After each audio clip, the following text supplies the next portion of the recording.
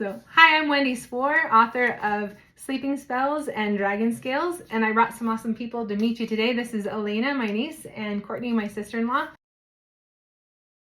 Tell us a little bit about what was it like when you discovered that Alaina had type 1 diabetes. Okay, you first. Well, first of all, Alaina, this was during 2020, so the whole entire world was crazy. There was a virus going around, nobody knew what it was, and Alaina wasn't feeling well. She was actually sick for about a week, and it was pretty rough, but then she kind of recovered.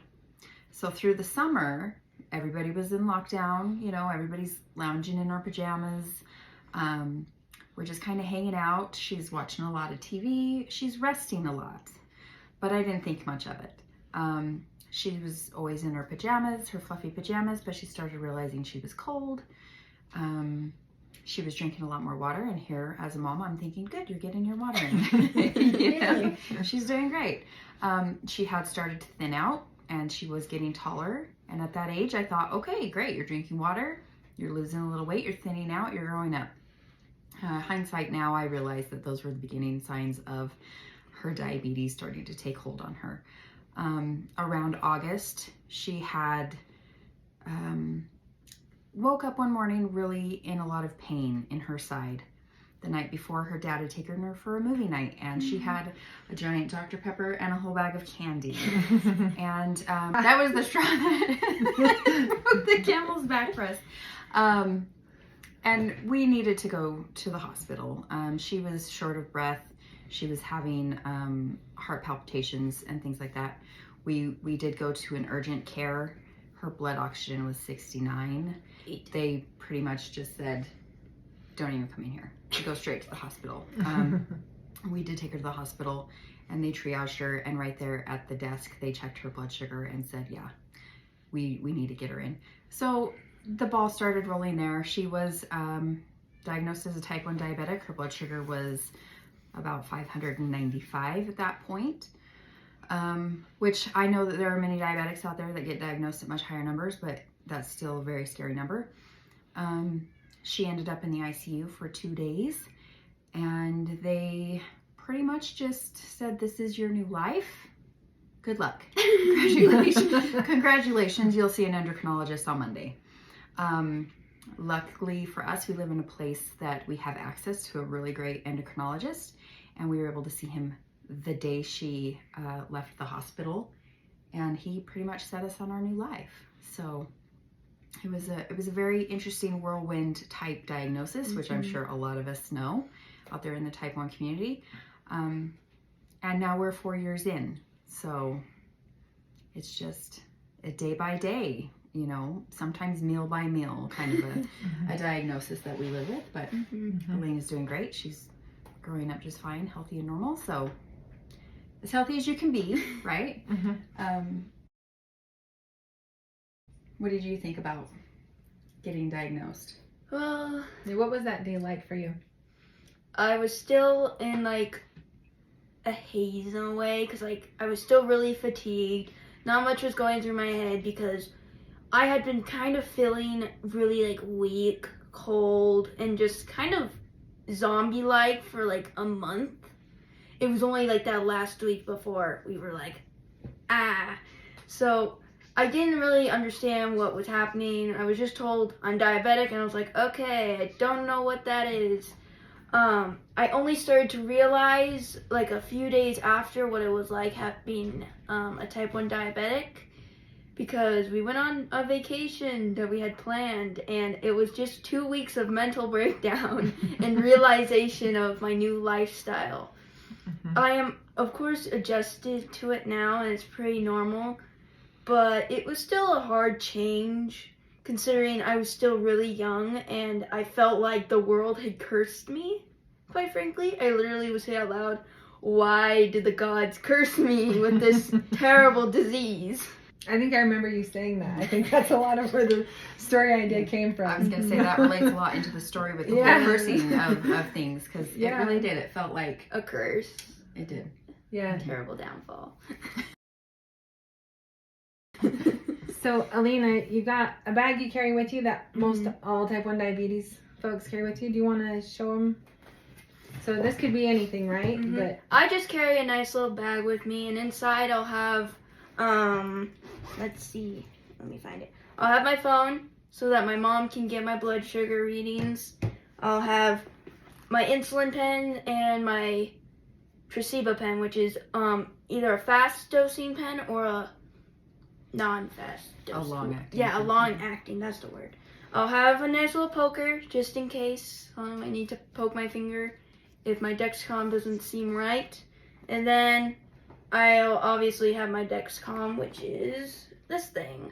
It's a PDM, I believe is what they call that, or a receiver. They're still coming out with new stuff on those though, so woohoo. Now, Alaina is not on a pump. She is currently still Manual dose. manual dosing I- MDI. I personally find it easier, but you can do whatever you want. And what else do you have in there? You also keep. I keep maybe like emergency snacks, whether that be like candy, fruit snacks, maybe an occasional juice with me, just in case I do have a low.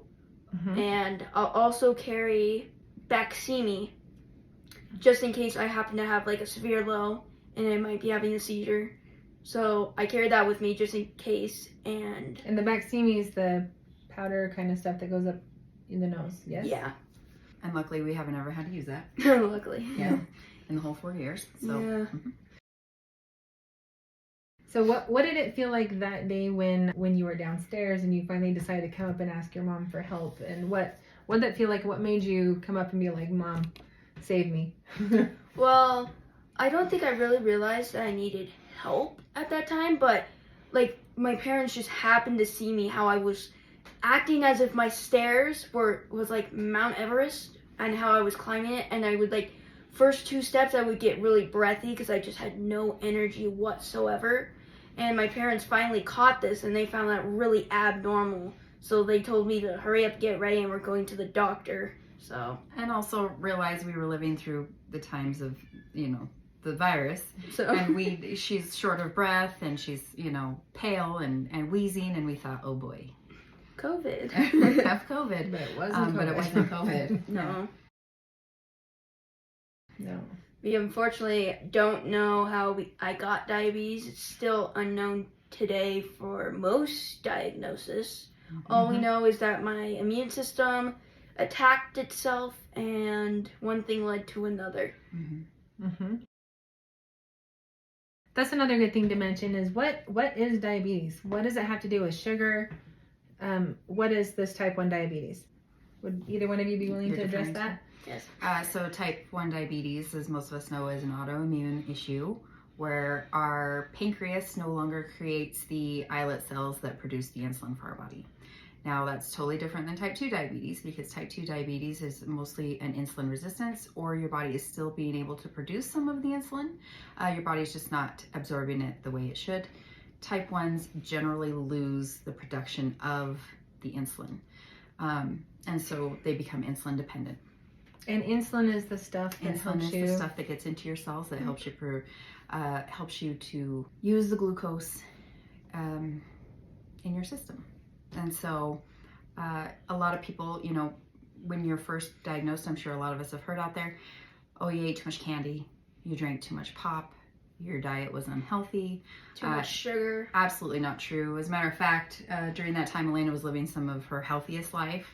And she very rarely eats sweets. She, was having that movie night with her dad with that pop and that candy. And honestly, that was kind of a rare occurrence. It was a very rare me. occurrence. And so it kind of was the catalyst for all of these events.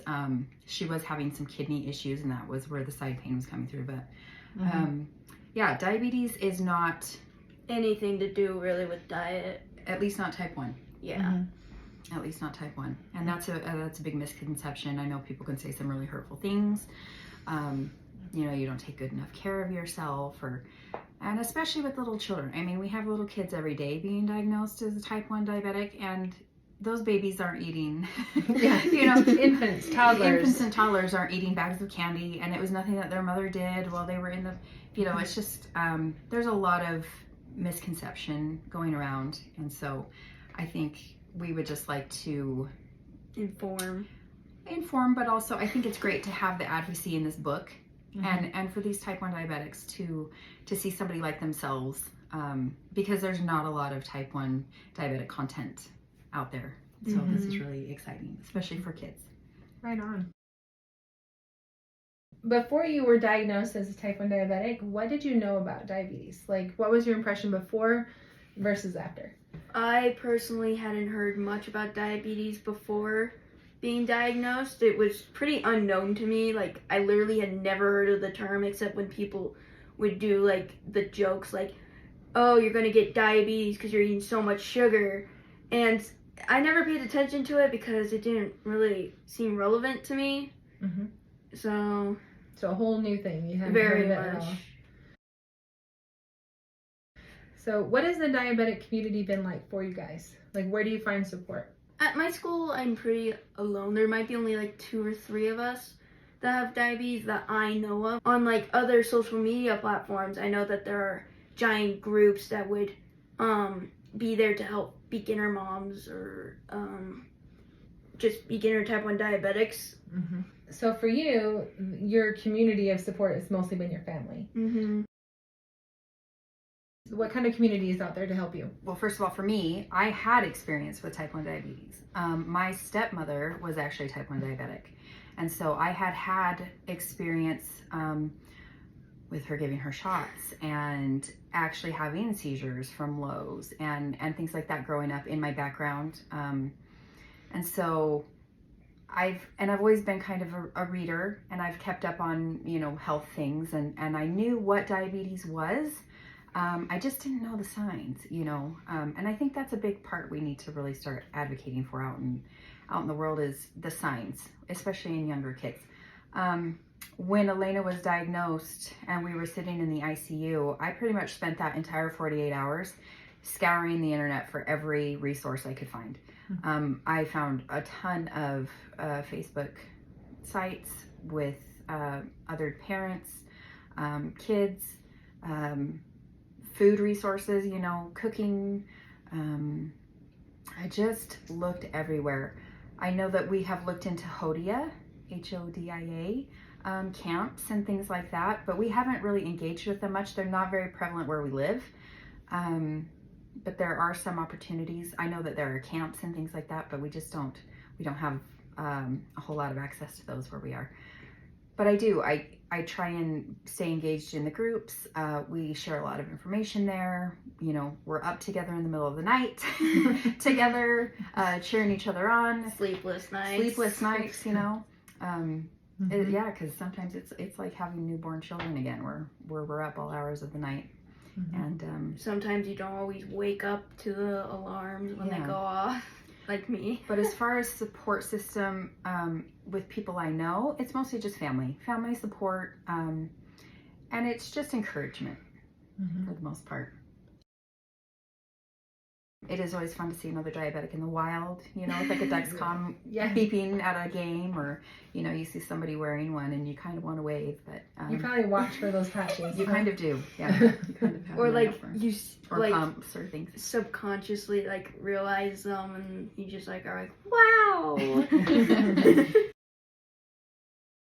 So Alaina, you wear a special patch. Can you tell us what the patch is that you wear? My patch is just a Dexcom receiver. It goes on your arms, your legs, anywhere you want, basically. Where do you usually wear it? Normally, I'm wearing it on my arms more recently, but in the past, I used to wear it on my sides or my stomach. And all that basically does is it gives you a continuous read on your blood to give you your blood sugar, and that just connects by Bluetooth, basically. And do you ever have trouble with it coming off? Like, how often do you have to change it? I have to change mine every 10 days, but depending on the brand you use, it will differ. And I don't have a lot of trouble, or problems with it coming off. However, there have been cases where, say the machine gets stuck while you're putting it on, and you have to, whack it off with a spoon, or it will, fall off early. But if that does happen, normally we just give a little status report saying it came off, and they usually send us a new one. That's good. So what about like cost? This is going to be a lifelong condition, living with type 1 diabetes. How does the financial aspect of it affect your view of the world or looking forward? Like, do you have to worry about it? Absolutely. Insurance is your friend if you are lucky enough to get it, afford it, keep it. I know a lot of insurances don't cover all of the products that we would like to use. I know that there are a lot of people that have insurance issues with even getting like a glucose monitor. Did you have to get her Pumps, things Dexcom like that. approved before you could get it? Yep, absolutely. Luckily, our insurance worked really well with us, and we were able to get it pretty soon. But I do know that there are wait times up to 6 months sometimes for people to get those sorts of things. Pumps are absolutely expensive. Anybody who has one knows. So are poke strips. Poke strips for your glucose monitors. Like that one time we ran out, we had to go buy one, and it was like $50 for a small little box. This is going to be a lifelong financial issue for our kids, and I think honestly, myself looking forward, that's one of the things I worry about the most is she going to have a job that's good enough to get an insurance? Are us as her parents going to have to help her supplement with her supplies as an adult? It's just a really scary thing, and we live in such an economy that it's not the same for everyone. And so I know that there's really great stories out there. You know, we are lucky enough to have insurance that helps, and even at that, it's still expensive. You know, our co-pays are high. Access to the medications, access to supplies, it's definitely a variable issue here in America. I know a lot of people out of the country will look at us and be like, how? How? Well, we just have to. Yeah. I mean, it's our kids' lives. Even insulin is expensive, whereas in other countries, there's some places where you just get it because it's life-saving. That's right. And so I'm sure there's a lot of parents out there like me that think, how? Forever. Forever. Have to do it forever. Or until they find a cure. Until they find something. Which seems like there might be some good progress soon. Do you always keep an eye on that, hoping for a cure? I am always hoping for a cure. Whenever they might get like a little breakthrough, I get like a nice little happy dance. I'm like, woohoo! One step closer. Yeah. Because like if you look back on like in the past and now, you can see the big difference in like our technology. Because like people used to only like dose for sugar specifically, not like every food, just sugar. And a lot of kids, like say back then, would get like constant highs or seizures because you would only get like your shot once a week. Instead once a of week? like or once a day. Yeah. Oh my goodness. Yeah. Whereas you guys are adjusting your levels how often? Daily. I mean, really daily. You know, I had a really good friend in the 7th grade who was a type 1 diabetic as well. And even then, I vaguely ever recall her ever checking her blood sugar. She would guess. We didn't have carb counts, you know, in the early 90s. And it was just kind of a guessing game as to what you were going to take. And yeah, I mean, just even the technology of the continuous glucose monitor now, we're able to sleep at night, you know. Those first few weeks before we had that were very stressful. I mean, I was up every 2 hours and just poking their poor fingers, you know. Anybody knows that you're scarred up in all of your fingers, you know. Specifically this one. And y'all have a favorite finger, I've noticed. I've heard Alaina say that this one is like her finger of steel. It is. My war finger. Her war finger. It's been to war. But yeah, we definitely keep an eye on the new technology. Like I said, we live in a place with a very good endocrinology. They're constantly doing tests and trials, and so we're kind of hip to the new things that are coming, you know, down the pipeline. He keeps us pretty well informed of that, but we're just always hoping. We're always hoping for something. Gotta hope for the future. Yeah. Have you ever had any experience where somebody was not cool about what you have to do or about the bag that you carry or anything like that? The meanest thing I've ever heard is like, who the heck is having all these loud noises in my classroom. That's like the meanest thing I've heard. Everybody here that I know is pretty supportive, and they just think of it as like a daily occurrence now because I travel with the same group of kids in my school, so everybody knows everybody and everybody's chill. That's cool.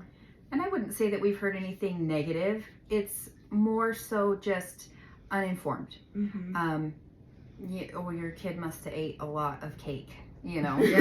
or you'll hear those jokes around that they kind of hit different now when it's, oh, you're going to get the diabetes. Those kinds of things just aren't as funny as they might have been pre-diabetes diagnosis. I mean, like, I still think they're funny. They're funny, but I mean, there's just not a lot of information out there for people in the way of diabetes, and so Seems like whether or not it's a funny joke, what it basically comes down to is that person is completely uninformed of whether or not that's true. Yeah, where it comes from and what it has to do with anything. Yeah. But I think that we live in a pretty supportive community. Her school has been amazing. They allow her to have her phone, and that's another thing I know that not a lot of people get the access to. And so I do have the capability to be in touch with her all the time, even at school, and they've all just kind of gotten used to her alarm bells, and her war sounds where she has these extreme lows or highs. You were talking about how looking back you see signs that you didn't see before, and the same summer as her diagnosis we had a family photo out here on the farm. And so here's our whole family, and Alaina looked gray. You were great. You And looked we like didn't a know zombie. it. I was a zombie. I actually remember that. I actually had a hard time supporting myself in those photos because I had just been kind of bedridden in a way. That word. So trying to use my energy that I didn't have was very much a hard struggle. And I was also very frail and bony at that point. Like, some of the clothes I was wearing, I couldn't even fit, like, 1 month later because I just had so much improvement in my health after that. But looking back on that now, we just realize, like, how the heck did we miss this? But we think it might have been, like, happening over a prolonged amount of time so that we adjusted to it and just didn't realize. But if we were to look back on those photos, it's kind of scary. You can see it. You can see the dark rings under your eyes and the gray of the skin and all things that we didn't know. All of us were there. None of us knew. And as a parent, especially, it is a guilt that doesn't really go away, because in hindsight, I see the weight loss, I see the thirst, I see, Freezing. the fatigue, the cold, I see all of these things now.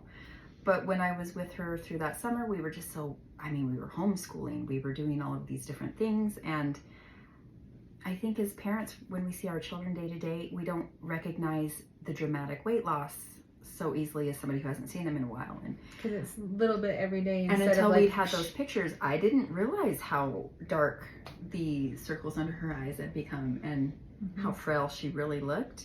And so that is pretty frightening. And I'm sure I'm not the only one, but that was definitely a grief of just knowing that how did I not see these things, and that something was wrong with my child. So, but you took her to the hospital. But we did, and you figured it out, and you have been her support, and now she is full of life and awesome. Yeah. So Alaina, when I came to tell you that I wanted to have a character with type 1 diabetes, and I was asking you what kind of person should this character be like, tell me what you said and why you wanted that. I basically just described myself in every way possible. Because, like, I'm a type 1 diabetic, and this is going to be a type 1 diabetic character. Why not just make it me and just, like, see it through my point of view in a way? Yeah, so when I was like, what should we name her? It's like, Alaina!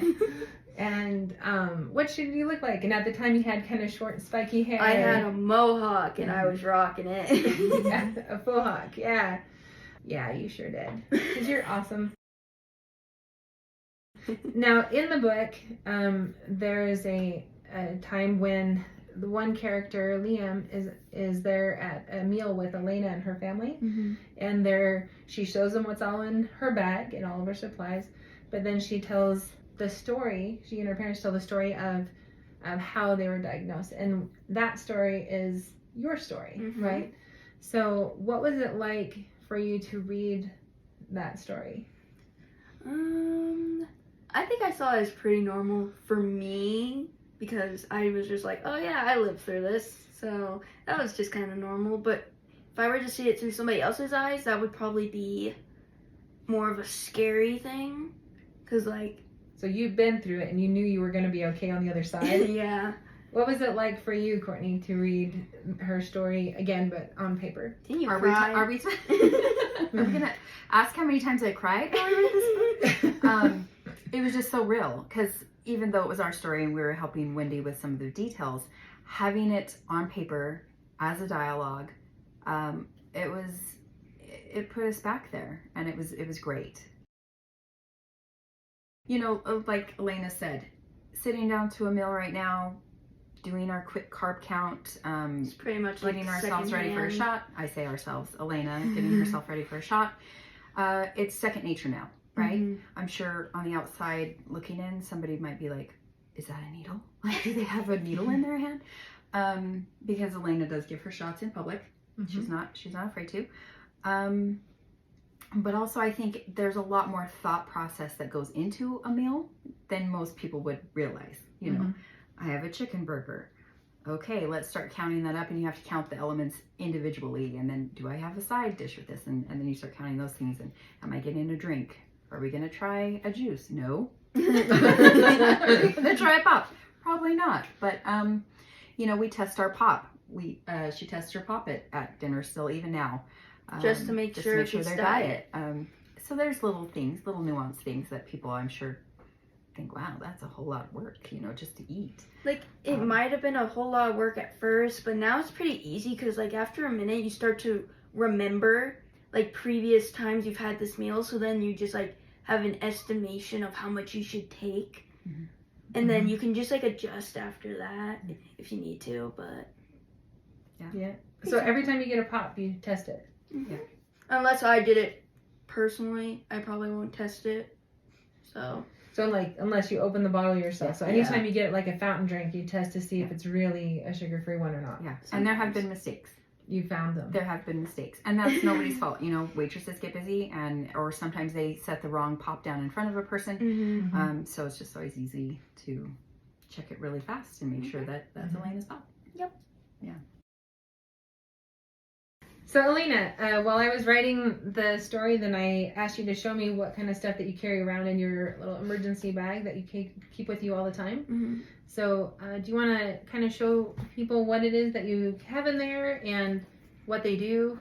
Because the first time she showed it, and then and really helped me understand what was going on. So this is my nice little poker.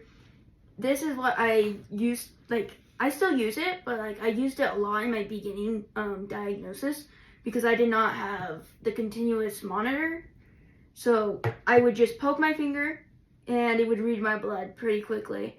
And I would just like have to carry lancets and post strips, and that was it. Then I moved to my monitor where it reads my blood sugar every 5 minutes. This is your Dexcom? And it's pretty accurate for the most part. And what is it? Like, what does it look like? What does it do on there? What do you see when you look at your Dexcom? I just press the button and it shows me a nice little number. Right now it says I'm 92. Like a little graph? It shows me a graph over maybe like 12 to 24 hours, depending on what setting I put it at. Mine is at like, I think the last few hours. And it will give me like little sounds depending on if I'm high, low. And if I'm in a normal range, it won't give me any, because it's like, you're good, blah, blah. So are the sounds different if you're high or if you're low? You can change that in your settings if you would like to make them the same. I personally have them different so that I just can tell by ear if I'm higher or lower. And yeah, the sounds can be different, and there's a variety of them. Very cool. And what is this part right over here? These are my needles. This is a Tresiba pen. It's my long-acting insulin, meaning it's like a 24-hour one.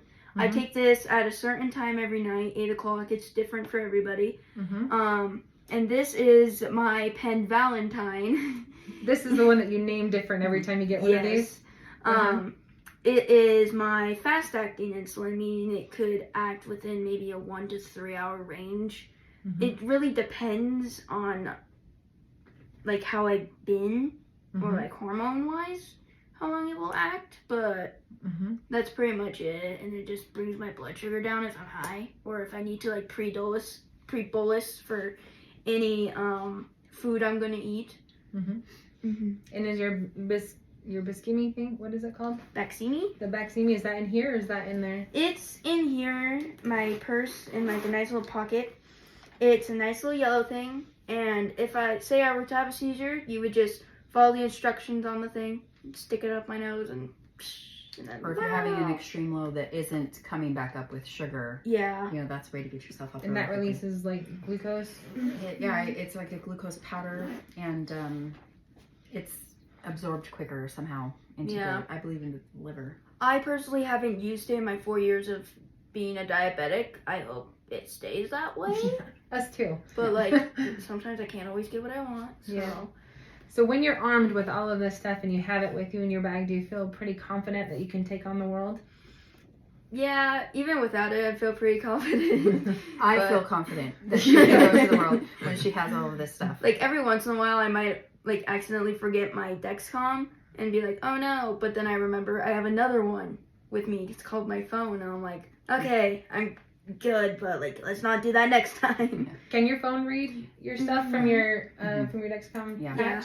We have it on my phone so that my parents can get my readings, because this only is for me, and then it gives the reading to my phone, and then it gives it to them. It's like a really good signal. Does it go to both of the parents? Actually, correction, she keeps this one mostly for school.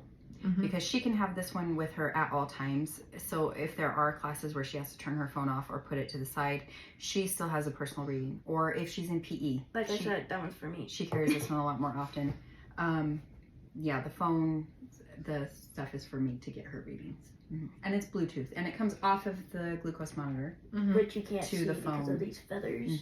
Maybe you can see it just a little bit there. Yeah. What do you think about how on the cover, the character, you can see her little glucose monitor on her? I feel like it's a good thing. When you first showed us that cover, the first thing my mom said is most diabetic moms are going to notice that right away. I thought it was just like a nice little detail. And I was like, yes, this is accurate. Perfect. Right on. Alaina, we've talked about your diabetes and about your diagnosis and all the stuff that comes along with that. So tell us a little bit about you, yourself, outside of the diabetes realm. Like, what are your goals? What do you like? I'm just an ordinary 15-year-old girl.